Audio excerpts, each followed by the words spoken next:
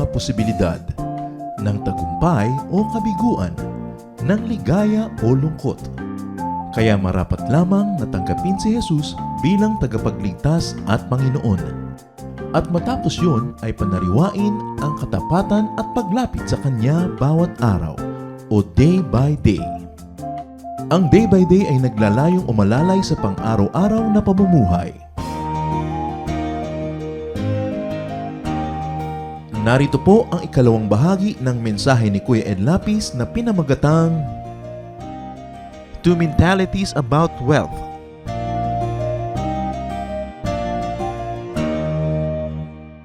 Pero pag nakikita mo yung mga manok sa mga probinsya, kumakahig yun, naghahanap ng makakain, isang kahig, may makitang kung ano doon, isang tuka, isang kahig, isang tuka. At hindi dapat ganoon ng tao. Kakain ngayon maghahanap ng uutangin, ngayon naghahanap ng bibilin, naghahanap ng pambili. May sakit ngayon mangungutang ng pambili ng gamot. Kailangan may nakaipon. Siyempre, madali naman sabihin yun, pero hindi naman lahat ng tao kayang gawin yun. Pero ang tanong, kasi hindi mo kayang gawin, tatanggapin mong gano'n na lang, o di ganyan ka na lang, o sige, gano'n na lang. Kailangan ibahin. Huwag kang mga tuwira na, madaling sabihin niya, pero mahirap namang gawin. Lalo namang mahirap na wala kang gawin. Kaya nga, ang pinag-uusapan natin mga kapatid, mentality. Nasa paraan ng pag-iisip yan. Bakit may mga magpipinsan, magkakapatid, lahat lumaki sa hirap? Bakit may isa o dalawang umaasenso, yung iba hindi? Tingnan nyo ang dahilan. Ibang mag-isip yung umasenso. Bakit sa isang bayan may umaasenso doon? Ibang mag-isip. Nasa pag-iisip. Kaya dapat nating lupigin yung pag-iisip na negative, yung pag-iisip na talunan, yung poverty mentality. We have to make more. We have to make surplus wealth para makatulong pa sa iba. Sinong tao, lalo dito sa Pilipinas, ang walang kapatid, kamag-anak, magulang, pinsan, kaibigan, na mahirap? Meron tayo niyan. That's why you have to make surplus wealth. Whether you like it or not, kakatok yan sa pinto mo pagka walang pangsali na dugo, pagka walang pambili ng gamot, pagka na ang anak ay naaresto, nakulong, o nasagasaan, o nalagay sa ospital, pupuntahan ka. Ephesians 4:28. If you are a thief, quit stealing. Be honest and work hard, so you will have something to give to people in need. Yun ay tinuturo sa atin, kumita ka ng higit sa kailangan mo. Dapat may sobra para may pambigay ka sa mga ngailangan. Para may pambigay ka sa sarili mo. Napaka-importante. At pag may pera ka na, lalo't marami-rami naman, abay gumastos ka kapatid. The beauty and power of money is felt only when it is being spent. Merong kamag-anak ka may sakit. Merong kang kamag-anak o pamangkin mag-enroll. Merong nangangailangan. Wala silang pera. Ikaw naman dito sa lalagyan mo, may mga pera ka nakasalansan.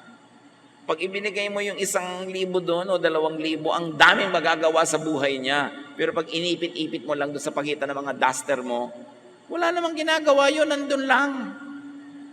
Kung ang dami-dami nasa bank, nandun lang, ano talaga ginagawa nun? Wala. Kasi ang kapangyarihan ng pera ay kumikilos lang pag siya ginagastos. Hindi pag itinatago. Yung itinatago mo, para lang so that you feel secure. May konti kang savings. Pero kung puro nakatago, ipit ka lang ng ipit, at maraming ganong tao, ang dilim-dilim sa bahay, ayaw magbukas ng ilaw dahil ayaw magbayad ng kuryente. May pambayad naman. Kung ano na lang mga inuulam, hangin, hinihigop na lang yung hangin, yun ang ulam. Inaamoy ang ulam ng kapitbahay, sabay subo ng kanin. May pera naman. Why? The beauty of money is in spending it correctly, in a good time, and when you earn it well. Huwag sobrang kuripot. Huwag sobrang ipit ng pera kasi pag namatay ka, makukuha lang yan ng iba. Napaka-importante na marunong ka magtrabaho, marunong ka mag-save, at marunong ka rin gumastos. Sabay-sabay yun para magkaroon ka ng full life. Ano ba ang major teaching ni Jesus tungkol dyan? Matthew 25:20-30. Alam natin yon. Nagkwento si Jesus tungkol sa taong nire-represent ang Diyos. Nagbigay siya ng mga puhunan sa iba't ibang mga tao, iba't ibang halaga. At pagkatapos binalikan niya, kinuwenta niya kung magkano kinita nung ibinigay niya mga puhunan. The servant who had been given 5,000 coins brought them in with 5,000 that he earned. He said, Sir, you gave me 5,000 coins, and I have earned 5,000 more. Wonderful, his master replied, who represents God in the story. You are a good and faithful servant. I left you in charge of only a little, but now I will put you in charge of much more. Come and share in my happiness. So yung Diyos dito sa kwento, tuwang-tuwa na ibinigay niyang 5,000 coins, naging 10,000 coins. Pinakita, dinoble nung pinagkatiwalaan niya. Sabi niya, wow, ang ganda, halika, mag-enjoy tayo. Next, the servant who had been given 2,000 coins came in and said, Sir, you gave me 2,000 coins and I've earned 2,000 more. Wonderful, his master replied. You are a good and faithful servant. I left you in charge of only a little, but now I will put you in charge of much more. Come and share in my happiness. So, nakita natin, hindi lahat ng tao pare-pareho ang ibinibigay ng Diyos sa puhunan. May binigyan ng 5, nagawa niyan 10. Sabi niya, naku, halika, mag-enjoy tayo, I like what you did. May binigyan naman, 2,000 lang. Yung 2,000, naging 4,000. Sabi niya, wow, hindi kalakihan ang binigay ko sa'yo, pero dinoble mo rin.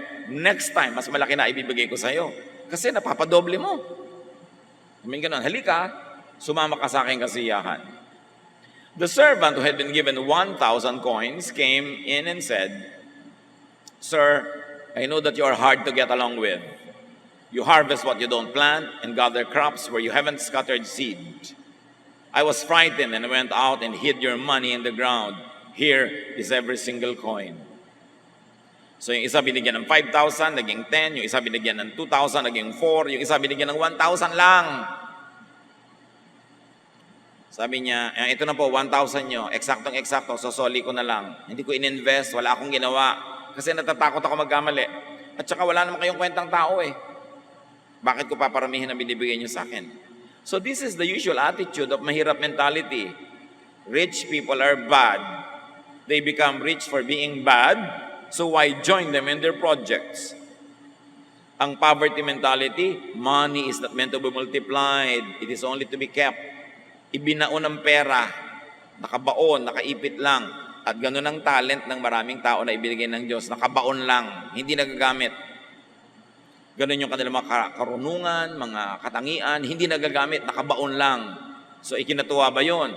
Uy, sigurista ka, ang galing-galing mo naman. Natuwa ba? The master of the servant told him, You are lazy and good for nothing. You know that I harvest what I don't plant and gather crops where I haven't scattered seed? You could have at least put my money in the bank so that I could have earned interest on it. Nakita niyo yung kwento ni Jesus? Ayaw mo palang i-invest. Ang tamad-tamad mo pala. Negative pala ang attitude mo tungkol sa pera at sa investment. Sana nilagay mo man lang sa bangko, nagka-interest. Dapat yung ibinigay ko sa yung 1,000 last year, ngayon, 1,020 man lang. Alam mo lang sa bangko, 0.05%, 1% lang yan, no? Pero at least may nadagdag. Pero ganito mo isosoli sa akin, wala man lang pakinabang. Parang yung mga nangutang 10 years ago, umutang ng 10,000, binayaran ka ngayon, 10,000 din. 10 years ago, yung nabibili ng 10,000, 5 talong. Ngayon, kalahating talong na lang yun. So, nawala na ng value yung pera ko, ipinagkatiwala ko sa'yo, ipinahiram ko sa'yo, pinampaluwag ko ng buhay mo. So, soli mo sa akin, ganun lang yung face value. Yung economic value niyan, bumaba na. Mga kapatid, pag nangungutang kayo, pag nagbayad kayo, dagdagan nyo naman. Kahit malang isang pinya, idagdag nyo. Isang talong, isang singkamas.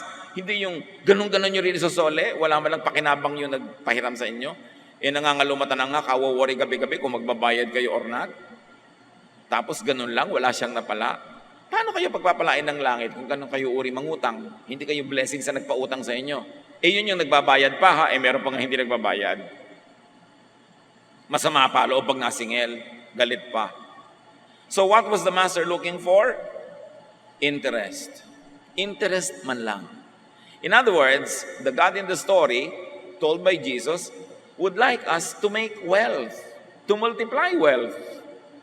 Kasi paano ka nga magkaka-full life kung wala kang pantustos? Then the master said, doon sa tamad, doon sa hindi nag-invest. Now your money will be taken away and given to the servant with 10,000 coins. Yung 1,000 binigay ko sa'yo, hindi mo pinarami. Siya binigyan ko ng 5, naging 10. Akin na yung 1,000 yan, ibibigay ko sa kanya, 11 na ang kanya. Kaya yung rich become richer, yung poor become poorer. Not all the time na ang dahilan ay katamaran. Kumisa naman yung poor became poorer dahil talagang parang nakaramdam ng dagok ng buhay, nagkasakit, nasunugan. Pero ang pinag-uusapan natin dito, those that become poorer dahil tamad, dahil pabaya, dahil hindi nagpapahalaga sa ibinibigay sa kanila ng Diyos. Everyone who has something will be given more, sabi ni Jesus. And they will have more than enough. But everything will be taken from those who don't have anything. You are a worthless servant. You will be thrown out into the dark where people will cry and grit their teeth in pain. Yun ang napala ni tamad. Hindi lang siya nabawian, itatapon pa siya sa labas, sa kadiliman, kung saan magngangalit ang kanyang ngipin dahil sa pagdurusa sa buhay. Mga kapatid, God is fair. Lahat tayo binibigyan niya ng puhunan.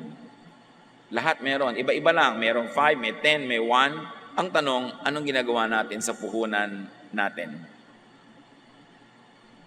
Puhunan, hindi lang pera. Talento, pagkakataon, chances, opportunities. Binavalue ba natin yon? Pag ba may nagtiwala sa atin, talagang pinapasulit natin yung tiwala niya o dinadaya natin? Sorry na lang, nagtiwala siya. Pagka ba merong mapagbigay, aabusuhin natin o lagi na tayong magiging mabait, lalo na kasi mapagbigay siya eh. Pagka ba merong mabait, kakawawain mo, aabusuhin mo o susuklain mo rin ang kabaitan, God is watching. Kung anong ginagawa mo sa binibigay sa'yo, yun ang magdedetermine kung anong ibibigay sa'yo sa susunod. Dahil laging may accounting. The lazy person, the person with a bad and negative attitude toward money, will be deprived. So suriin natin ating sarili. Ako ba ay naghihirap dahil lang talagang nagkataon? Dahil lang talagang hindi pa dumarating yung aking magandang pangyayari? O bunga ba ito ng aking katamaran? Bunga ba ito ng aking pagpapabaya? Kaya ako nababawian. Dapat nating suriin ang ating sarili. Based on their personal attitude and performance, in the story, the rich got richer, the poor got poorer. Huwag laging sisihin ang mahirap yung mayaman. May ginagawa yun na tama, may formula siya na tama, may paghihirap yun na ginagawa, kaya siya yung mayaman. Hindi mo dapat laging sisihin ang iba kung bakit ka mahirap. Ang una mong hanapin, ano ang pananagutan ko, bakit hindi ako maluwag sa buhay? Bakit hindi ako kasing yaman ang gusto ko kesa sa sisihin natin ang sisihin ng iba? Produce surplus money. Make more than what you basically need because productivity is rewarded. Ang mabunga, lalong pinapabunga. Nakita niyo isa pang kwento ni Jesus? Merong isang may-ari ng halamanan, pumunta siya sa kanyang garden. Nakita niya yung isang puno, ang tagal-tagal lang nandun, walang kabunga-bunga. Sabi niya sa gardener, putulin mo na yung halaman na yan, walang bunga. Sayang ang mga sustansya ng lupa na sinisip-sip niya. Sayang ang tubig na iniinom niya. Sayang ang liwanag ng araw na sinasagap niya, samantalang dapat iba na lang ang sumagap. Wala siyang bunga. Sabi naman ng gardener, bigyan pa po natin isang pagkakataon. Huhukayin ko yung mga lupa sa paligid para mahanginan na kanyang ugat. Lalagyan ko po ng pataba. At pag bumalik po kayo at wala pa rin bunga, puputulin na natin. Sino sa atin ang kandidato ng maputol? Kasi walang kabunga-bunga. Walang bunga spiritually speaking. Wala man lang madalang tao sa Panginoon. Wala man lamang na maakay sa Panginoon. Wala tayong man lamang na bunga para makatulong sa ating pamilya. Wala tayong bunga para buhayin ang mga sarili natin. Ang kasunod nun, hindi blessing ha. Ang kasunod nun, putol. Hindi konsentido ang Diyos sa tamad. Sabi ni Paul, if anyone does not work, he should not eat. Yun ang malinaw na malinaw sa Biblia. Hard work, godliness, are rewarded. Kailangan masikap. Proverbs 10:15, wealth protects the rich. Poverty destroys the poor. Mahirap mentality thinks rich people are just proud and snobbish. Poverty mentality yan, yung may kamag-anak ka, kaibigan na umasenso, tapos hindi na siya ma-rich. Pag pinag-uusapan nyo, yung pinsan natin na yun, hindi na yun ma-rich. Pag-iisip yun ng mahirap. Mahirap na mentality yun. Hindi nila naiintindihan, rich people are just busy becoming and staying rich. Rich people just want to avoid being bothered by unproductive people. Kaya yung mga unproductive, yung may poverty mentality, yun ang nagre-reklamong, hindi na yan ma-rich. Bakit naman gusto mong ma-rich? Uutang ka, hihingi ka, may kailangan ka sa kanya, kaya gusto mong ma-rich. So matalino siya, bakit naman siya magpapa-rich sa'yo? Di ba common sense? Pag sinabi mong hindi mo na ma-rich, bakit mo pinipilit maabot? May kailangan ka, gusto mong pumitas. At kung matalino ang punong ito, tataasan niya talaga yung mga sanga niya para hindi mo mapitas, kaya hindi mo siya ma-rich. Ganun lang yun. Proverbs 19:4, the rich have many friends, the poor have none. It is the Bible that says it. Bakit ka nga kakaibiganin ng mga tao? Tuwing lalapit ka, umuutang ka. Tuwing lalapit ka, humihingi ka. Tuwing lalapit ka, dumadaing, umiiyak ka. Siyempre, ang mga tao may hangganan ng pagpapasensya. Minsan may problema din sila, malungkot din sila, tapos papalungkutin mo. Pag nakita ka uli, iwasan ka na. Tapos sabi mo, hindi ma-rich. Pagka ang mga tao hindi nagpapa-rich sa'yo, ang tanungin mo yung sarili mo, bakit kaya ako iniiwasan? Nakakasakal ba ako? Nakakaabala ba ako? Kasi kung blessing ka, siguradong lagi kang kasali eh. Bakit ka hindi sinasali? Baka umiiwas yung tao. At hindi lang yon, because people who are excellent would like to be around similarly motivated and productive people. Kaya yung kapatid mo, kaibigan mo, pinsan mo hindi ma-rich. Kasi kung may oras siyang natira, mas gugustuhin niyan ang kasalamuhan niya. Mga katulad din niya na productive, fruitful, progressive, para makabuti sa kanya at para siya mag-enjoy. Proverbs 13:20, wise friends make you wise, but you hurt yourself by going around with fools. So why will people go around with us if we are fools? And if we are not fools, people would like to be around us. So, tayo ang dapat nating tanungin, bakit ako iniiwasan? Hindi yung siya ang pipintasan mo, mayabang na yan. Kaya umiiwas. Ang tanungin mo, bakit ako iniiwasan? Importanteng malaman yun. Mahirap attitude focuses on saving. Magtipid kayo ng kuryente, magtipid ka ng gas, huwag mo nang initan yung pampaligo mo, kahit mag-inaw, gasto sa gas yan. O, ang tubig, patayin mo. O, sobra ka na mag-sipilyo, ha? Isang baso lamang ang budget sa bawat tubig. Huwag mo nang planchahin ang damit mo, gasto sa kuryente. Huwag ka na mag-electric fan, gasto sa kuryente. Mahirap people focuses on saving. Mayaman people focus on earning. Bakit ba puro magtipid ang laman ng utak natin? Bakit hindi kumita? Imbes sabihin mo sa anak mo, anak, magtipid ka ng kuryente. Ba't hindi mo sabihin, anak, kumita ka? Ang dami-dami mong oras. Computer ka ng computer, text ka ng text. Maghanap ka ng magagawa kahit part-time job. Para, sige, magkuryente ka, 3 electric fan. Lunurin mo yung baga mo sa electric fan, pero kitain mo yung pambayad. Huwag tayo lagi magsabing, magtipid, magtipid. Ang sabihin natin, kumita, kumita. Because when you earn more, you can spend more, you can give more. So, ba't uubusin mong oras mo sa pagtitipid? Pero siyempre, kung wala kang kinikita, dapat ka magtipid. Kasi hindi mo alam kung kailan uli may lalaglag na blessing. Pero imbes, puro pagtitipid ang isipin natin, paano kikita ng masigit pa? Proverbs 11:16, the timid become destitute, but the aggressive gain riches. Mag-isip ng pampayaman, hindi mag-isip ng pampadyeta. Proverbs 11:24, some people spend their money freely and still grow richer. Others are cautious and yet grow poorer. Isang hiwaga daw ng buhay yan na dapat natin tanggapin. Bakit meron gasta ng gasta, lalong nagkakapera, meron naman tipid ng tipid, lalo naghihirap? Well, sinong nakakaalam na ganyan mga bagay? Ang protection mo lang sa ganyan is to just earn more. There is a mysterious path of blessing. There is the time and chance factor in money matter. Talagang may mga bagay na mahiwaga na hindi abot ng isipin ng tao. Sabi ni Solomon sa Ecclesiastes 9:11, "Here is something else I have learned. The fastest runners and the greatest heroes don't always win races and battles. Wisdom, intelligence, and skill don't always make you healthy, rich, or popular. We each have our share of bad luck." Sabi niya, hindi naman ko mo magaling ka, mananalo ka na eh. Hindi ko mo matalino ka, yayaman ka na. Ang ganon, meron din talagang minamalas-malas. So, hindi ko mo mahirap ka ngayon, ibig sabihin pabaya ka o tamad ka o ikaw may kasalanan, baka inaalat ka lang. So, ibahin ang timpla ng buhay para matanggal yung alat. Para maiba ang takbo ng buhay. Pero meron naman, hindi ka inaalat, tamad ka kasi. Ganun lang yun. Wala ka, batugan ka kasi, no? Wala kang ginagawa, asa ka lang ng asa.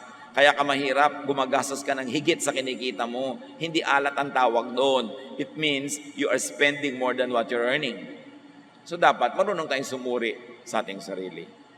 Mahirap mentality uses the body to make money. Hinahampas ang katawan sa trabaho. Mayaman mentality uses money to make the body more healthy. Ano ibig sabihin natin dyan? Iisa ang katawan mo. Pag yan lang ang hinahampas mo sa trabaho, kahit kumita ka, mamaya bibigay din ang katawan na yan, magkakasakit yan. At ito, ang kaisa-isang instrumento ng mga maralita, yung katawan nila. Ibebenta mo ang katawan mo sa employer from 8 to 5. Hindi ba binibenta mo? O, etong katawan ko, gamitin nyo ako, tagalagay ng mga ganito sa supot, taga-bukas ang pinto, tagalinis ng ganito. O, etong katawan ko, binibenta ko ang aking katawan at ang aking oras. At pagkatapos mong bilhin ng aking oras at katawan, lupay-pay na ang katawan ko, wala na akong pakinabang sa aking sarili. So, magpapahinga na lang ako para bukas, may lakas uli ako para ibenta ko uli sa yung katawan ko. Magtatrabaho uli ako hanggang mapagod. Kikita lang ako para may kainin, pero hindi sapat. Ang payong ko, 3 buwan ng hulugan, hindi pa tapos ang hulog. Pero trabaho ka ng trabaho, pagod na pagod ako. Hindi ka ba dapat makahalata na merong dapat ibahin? Kasi pagod na pagod ka naman, pero walang bunga. Proverbs 14:30, "A tranquil mind gives life to the flesh, but passion makes the bones rot." Especially the passion to survive. Selling one's body, one's time, one's youth, one's energy to employers does not usually earn enough to enjoy wealth to the fullest. Yung meron ka laging empleyado mentality, meron siguro talagang cut out for that, pero meron mga iba, hindi. Kung hindi kayo cut out for that, gumawa kayo ng paraan para magkaroon kayo ng sariling hanap buhay, sariling negosyo, or sideline. No? Kasi nagagastado ang katawan. Minsan makakakita ka ng mga workers, ang lalakas ng katawan, mga construction workers, naulanan, naaarawan, ang lalakas ng katawan. Pero pagtungtong ng 30, 35, ang tanda na. Marami ng sakit. Kasi yung katawan hindi naalagaan. Alam nyo lalo mga construction worker, ang liit-liit ng kita nila. Pagkatapos, nakatira sila sa mga nilalamok-lamok na lugar habang may construction. Ang kakainin nila, kung ano-ano lang. Walang quality of life, walang quality of sleep. Magtatrabaho araw-araw, off lang sila pag linggo. Gaano katagal lang itatagal ng katawan nun? So hindi naman kumita ng malaki. Tapos ngayon, parang matanda na, may sakit na habang buhay na ngayong alagain, pakainin, hanggang kamatayan na niya yun. Yun ba ang full life? Maraming merong pananagutan dyan, hindi lang yung may katawan, yung economy. Pag sobra namang ang liit-liit magpasweldo halimbawa ng mga employer, kahit kumikita sila, ang laki ng profit, wala man lang profit sharing sa mga empleyado, talaga ang empleyado nabubuhay lang para magbenta ng kanyang katawan at oras sa employer. Hanggang hindi na siya papakinabangan, tatanggalin na siya, may sakit na siya. Kung wala siyang insurance, tuwing nagkakasakit siya, umiiyak yung asawa sa kapitbahay, nangungutang, nangihingi, na iniiwasan na sila ng mga tao dahil tuwing lalapit sila, may kailangan. Anong klaseng buhay? Kailangan, wag mong tanggapin na gano'n ang buhay. Meron kang gawin, lalo't kaya mo pa. Lalo't bata ka pa. Maiksi lang ang kabataan, maiksi ang lakas. Napakaiksi ng kalusugan, mahaba ang pagkakasakit. Paghirap ka sa buhay, madaling tumanda, madaling magkasakit. At dahil tumanda ka at nagkasakit, more kahirapan follows you. It is going in cycles, in circles. Dapat kumawala sa cycles of poverty. Sasabihin ng iba, ano magagawa ko? Mahirap ako. Wala kang gustong isipin. O di sige, tanggapin mo. Papaikot-ikot ang buhay mo. Ganyan din ang mangyayari sa anak mo. Hindi mo mabibigyan ng ticket to financial freedom dahil hindi mo mabigyan ng edukasyon, hindi mo mabigyan ng background. E di, mamanahin din niya yung trabaho mo, mamanahin din niya yung buhay mo, paulit-ulit. Kaya dapat suriin. Ano ang maliit, kahit na maliit na butas na pwede mo daanan para kumawala ka sa kahirapan, makagawa ng paraan. At tayo naman ang mga hindi naghihirap sa ating mga kapatid, abay, gumawa natin ang paraan na yung mga naghihirap dyan ay makaahon. Kung ikaw employer, magbigay ka ng more sweldo, profit sharing. At kung ikaw may kaya sa buhay, lagi may nagtatanong sa akin, hindi po kami masyadong mayaman, pero ano pong pwede namin gawin para tulungan ang mga kahirapan ng ating bansa? Magpaaral ka kahit isang anak ng mahirap. Magpaaral ka ng isang estudyante hindi mapag-aral ng magulang. Kaya mo namang iagaw sa budget mo. Gawin mo yun. Yun ang contribution mo sa ating lipunan. Kasi pag may isang nakapag-aral, isang umahon sa buhay, hihilahin niya pataas yung kanyang mga kamag-anak, yung nanay niya, yung kapatid niya, ibibili niya ng gatas yung mga pamangkin niya. So yun ang contribution mo sa society. We can all do something. We should not behave like victims all the time. Kung ikaw yung parang victim, gumawa ka ng paraan para maiba. At yun namang mga may kaya na hindi sila ang victim, huwag na tayo ang mambiktima. Tulungan natin yung mga kawawa para maiyahon sila. Dapat baguhin ang buhay. Kailangan ng tao ngayon multiple incomes. Hindi iisa lang ang pinagkakakitaan. Kailangan may sideline ka pa. At mahalaga, hindi lang isa yung tinatawag na breadwinner. Yung ate ko kasi breadwinner namin ano ka, bread eater. Ano yung kapatid mo? Bread eater din po. Yung isang kapatid mo nag-asawa ng kay aga-aga, bread eater din po. Yung naging anak niya, milk drinker naman po. So, sino lahat ang pinanggagalingan yan? Yung ate ko pong breadwinner, kaya kayo maralita. Dapat pag bread eater ka, breadwinner ka rin. Liban na lang, sobrang tanda, sobrang bata, o may sakit. Dapat tanggalin natin sa bokabularyo natin yung breadwinner. Bakit kailangan may breadwinner? Dapat lahat breadwinners. Hindi aasa ka lang sa isa. Kawawa naman. 40 anyos na, hindi pa nagkakanobyo. Tapos ikaw, 16 pa lang, may 3 anak ka na. Siya pa ang nagpapa-aral sa anak mo. Sobra ka nag-enjoy sa buhay. Tapos yung ate mong matandang dalaga ang nagka-losyang-losyang na sa pagpapakain sa'yo. Napaka-unfair kung minsan natin. May breadwinner pa. Hindi ka dapat asa ng asa kung mo binibigyan ka. Kung minsan, naaawa sa'yo o mahal ka talaga o hindi na lang makakibo. Pero dapat gumagawa ka ng paraan. Walang breadwinner. Kaya maganda magkaroon ng sariling negosyo or sideline. Kahit may trabaho ka pa. Kasi maraming gasto sa buhay. Nung araw, di naman natin binibili ang drinking water. Ngayon, binibili mo na. Nung araw, wala namang load na telepono. In fact, wala kang telepono. Mental telepathy na lang. No? Pero ngayon, nagbabayad ka pa niyang load. Ang daming binabayaran ngayon. May cable pa. Sari-sari. Kada kilos mo gastos. Tapos, wala kang trabaho. Ano yun? Proverbs 15:15, the life of the poor is a constant struggle. But happy people always enjoy life. So get out of that struggle. Balikan natin na sabi ni Jesus, John 10:10. The thief comes only to steal and kill and destroy. I have come that they may have life and have it to the full. How much money does a full life require? May minimum requirement dyan. Earn it or deserve it. Romans 12:2. Ano mang dapat baguhin sa buhay, dapat mo nang baguhin sa isip. Do not conform to the pattern of this world, but be transformed by the renewing of your mind. Then you will be able to test and approve what God's will is, His good, pleasing, and perfect will. If you're already rich, Change your life. Become richer. Then you can have more to give. You have more to enjoy.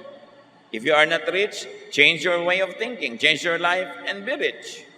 And if you are very, very poor, lalong kailangan mo ng change. Change, improve finances and life by changing and improving the way of thinking. Dear Lord, maganda lang ang plano mo para sa amin. Your plan is to give us hope in the future. So turuan mo kami na isang ayon ang aming katawan, ang aming isip, ang aming lifestyle sa plano nyo para sa amin. To be productive, to be fruitful, and to live in abundance. Pagbulay-bulayan natin mga kapatid ang application sa ating mga buhay ng mga salitang ating pinag-aralan. Lord, as your people bow before you, please finish the message personally for each one. Teach us what we should do in response to these teachings. Be alone with the Lord in silent reflection.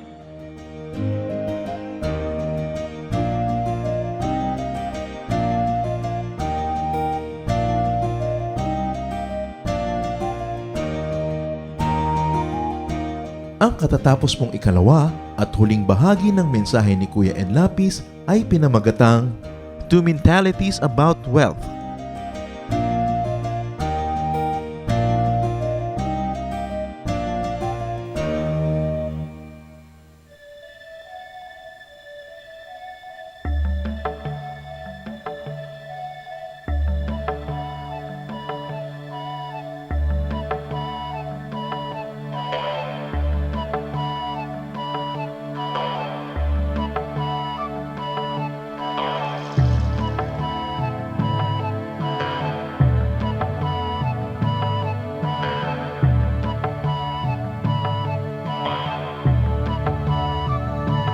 Sa pagsikat ng araw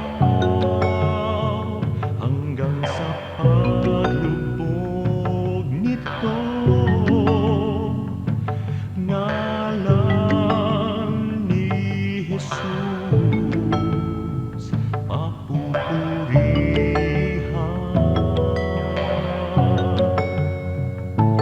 Sa pagsikat ng araw hanggang sa paglubog nito, ngalan ni Jesus papupurihan.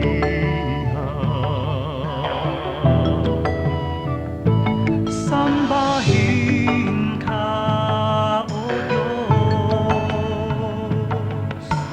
Daikon ka, Jesus.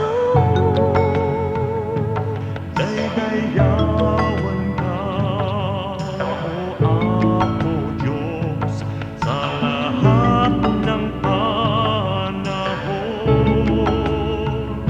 Sambahin ka, O Diyos. Kaluhuran ka, Jesus. Sa lahat ng dako, papupurihan ka.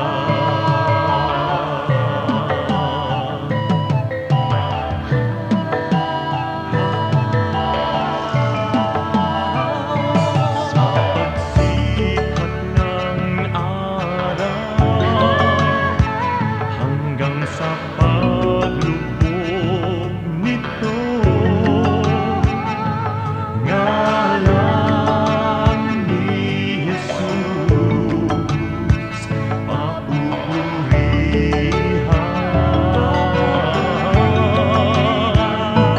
Sa pagsikat ng araw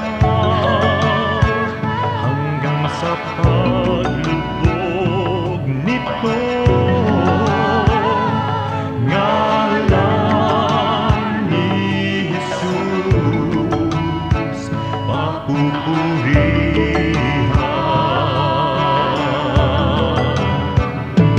Sambahin ka, O Diyos. Daikon ka, Jesus.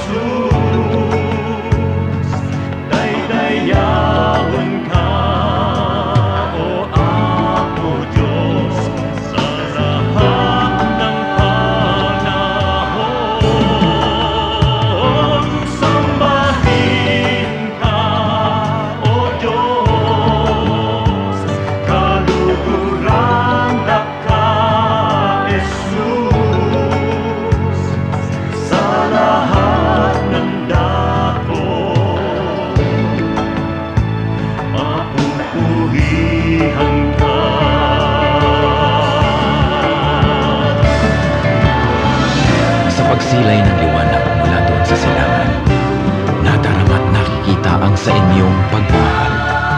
Lumalandas, humahawan, tumatanglaw sa aking daan, nangunguna, gumagabay sa aking bala ng hakbang. Sa pagdatalyaong gabi na malamig at mainam, akin namang nalalasap ang inyong kapayapaan. Pati ningning ng bituin at liwanag niyang buwan ay banayad kaya dulot ay madlang kapahingahan. Sa gabi man o sa araw, sa dilim man o liwanag, kayo ay aking kapiling sa lahat ng kalagayan. Ako'y hindi natitiis, ako'y hindi iniiwan, kaya lubos na papuri ang sa inyo'y aking alay. Sambahin ka,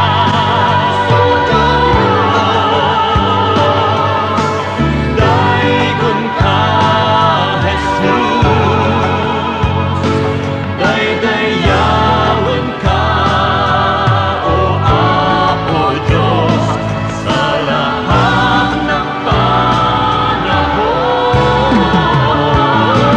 Sambahin ka, O Diyos, kaluguran ka, Jesus, sa lahat ng dahon.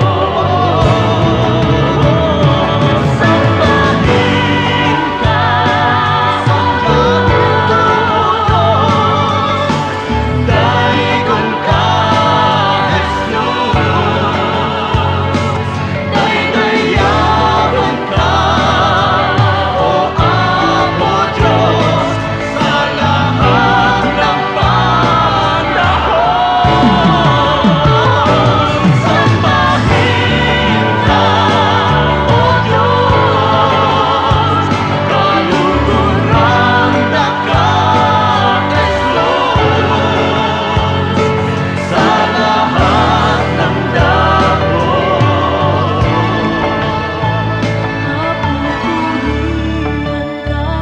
Papurihan ka, Daikon ka, Jesus. daydayawan ka, Guranda ka, sambahin ka, O Diyos. papupurihan ka.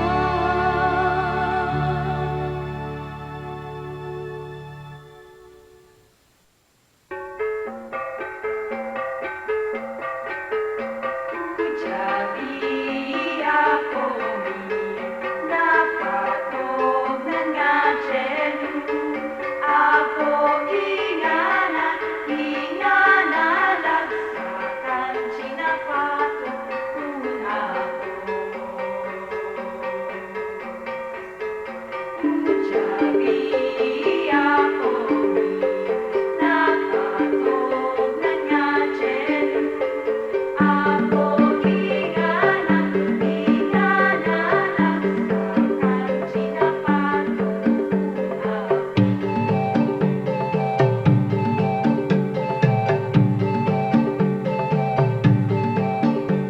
Kung aming sasariwain pagdaloy ng lumipas na kasaysayan, mula pa ng nililok nyo ng labi ang larawan ng sandaigdigan. Sadyang nanatili, sadyang di nagbago ang kalikasan nyo, O Apo Diyos. Sadyang di mawari, sadyang di makanto, iwaga ng kadakilaan nyo. O Apo Diyos, O Apo Diyos, O Apo Diyos, O Apo Diyos, O Apo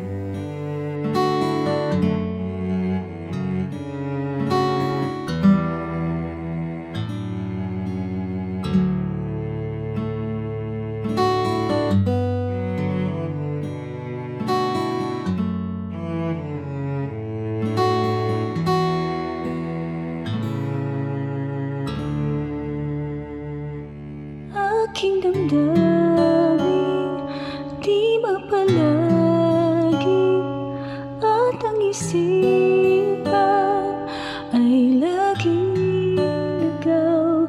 Di mawawari ang buhay palagi kahit itama ay hindi sapat.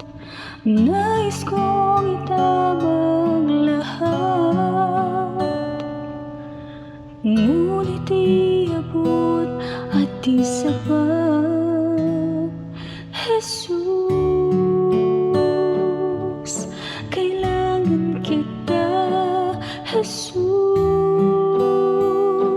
hindi mangangamba. Jesus, pag-ibig niyo'y iba di mapapantayan kahit na sino man. Jesus, kailangan kita. Jesus, sa'yo'y hindi mangangamba. Jesus, sa piling niyo ako'y laging may pag-asa.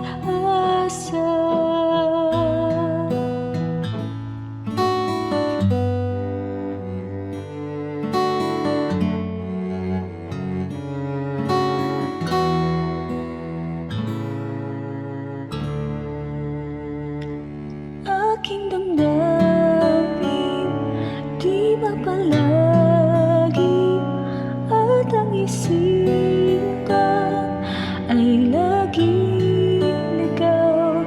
Di mawawari ang buhay palagi kahit itama ay hindi sapat. Nais kong itama ang lahat, ngunit iabot at di sapat. Jesus, kailangan kita. Jesus, hindi mangangamba. Jesus, pag-ibig niyo'y iba di mapapantayan kahit na sino man. Jesus, kailangan kita. Jesus, sa'yo'y hindi mangangamba. Jesus, sa piling niyo ako'y laging may pag-asa. Jesus, kailangan kita. Jesus, hindi mangangamba. Jesus, pag-ibig niyo'y iba di mapapantayan kahit na sino man. Jesus, kailangan kita. Jesus, sa'yo'y hindi mangangamba. Jesus, sa piling niyo ako'y laging may pag-asa.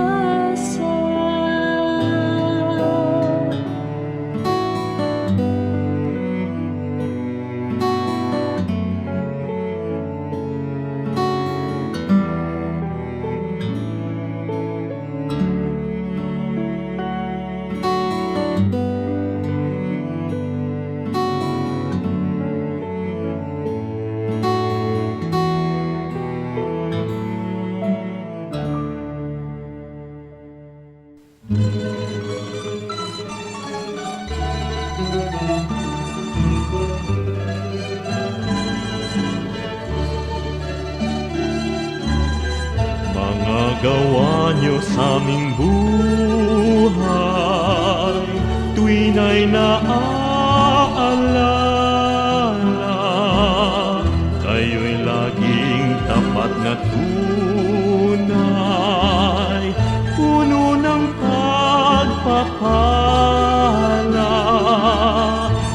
salamat sala'y pinatawad, nilinis niyo, Diyos. Pakinggan niyo't aming ilalahad, awit sa inyo, Jesus. O kay sarap mabuhay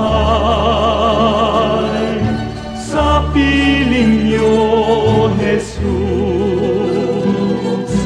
Bawat landas may kulay, kasiyahay lubos, ang tanging ninanais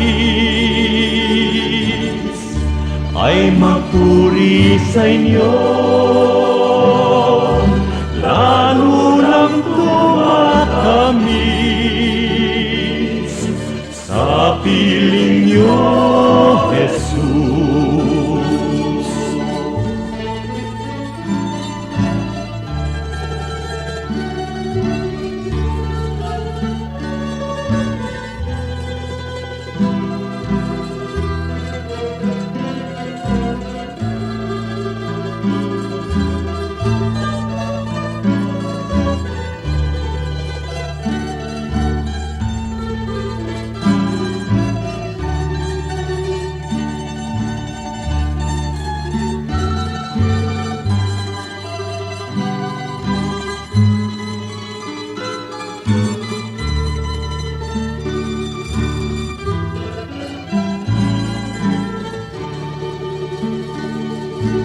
O kay sarap mabuhay sa piling niyo, Jesus. Bawat landas may kulay, kasiyahay lubos, ang tanging ninanais ay magpuri sa inyo, lalo lang tumatamis sa piling niyo, Jesus. Bawat hakbang ay mayroong awit, bawat pintig ng puso, mga himig na makalangit sa damdami bugso. Lumipas man ang aking buhay, awit di matapos, sa langit man ay iaalay, pakinggan niyo, Jesus. O kay sarap mabuhay sa piling niyo, Jesus. Bawat landas may kulay, kasiyahay lubos, ang tanging ninanais ay magpuri sa inyo, lalo lang tumatamis sa piling niyo, Jesus. Lalo lang tumatamis sa piling niyo, Jesus.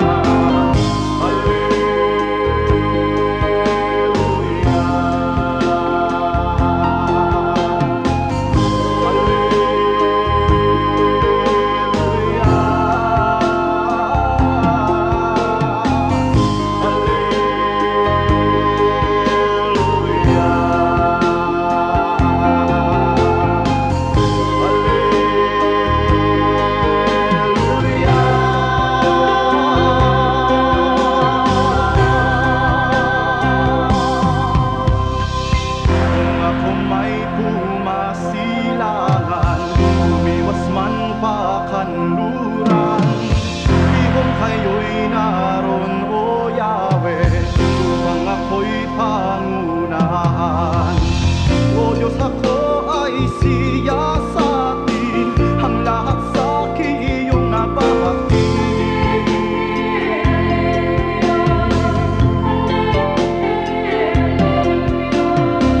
Sa buhay na walang hangganan, samahan niyo ako at ihatid. Alleluia, alleluia, alleluia,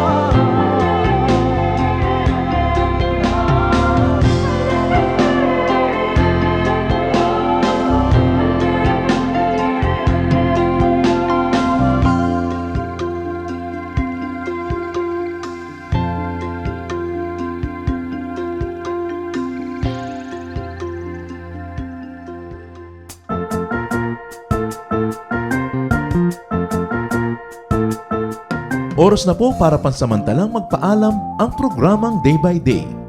Tayo po'y magsama-sama tuwing ika-6 hanggang ika-7 ng umaga, araw-araw. Magandang umaga po at mabuhay ang Panginoong Hesus!